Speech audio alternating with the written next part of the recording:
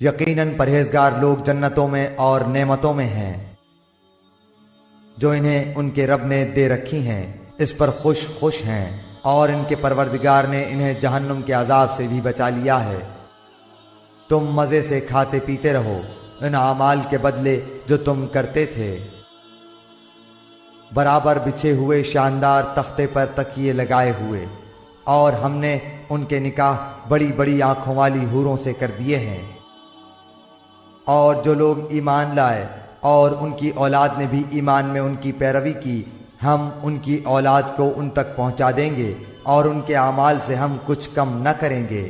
ہر شخص اپنے اپنے اعمال کا گروی ہے۔ ہم ان کے لیے میوے اور مرغوب گوشت کی ریل پیل کر دیں گے۔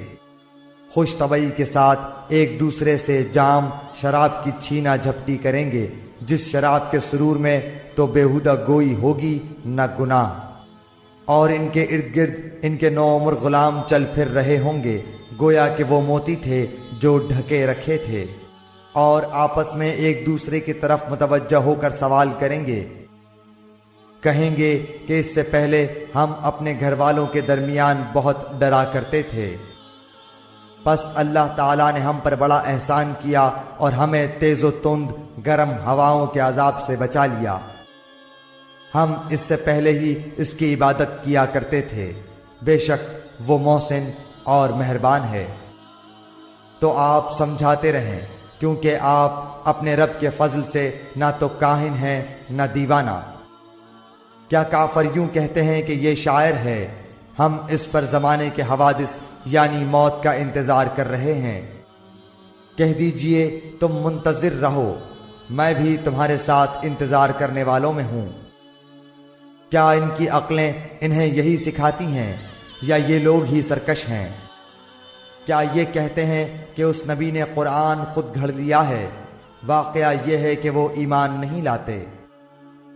اچھا اگر یہ سچے ہیں تو بھلا اس جیسی ایک ہی بات یہ بھی تو لے آئیں۔ کیا یہ بغیر کسی پیدا کرنے والے کے خود بخود پیدا ہو گئے ہیں، یا یہ خود پیدا کرنے والے ہیں؟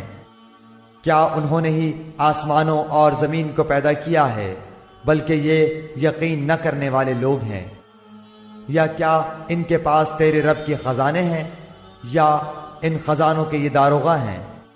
یا کیا ان کے پاس کوئی سیڑھی ہے جس پر چڑھ کر سنتے ہیں؟ اگر ایسا ہے تو ان کا سننے والا کوئی روشن دلیل پیش کرے۔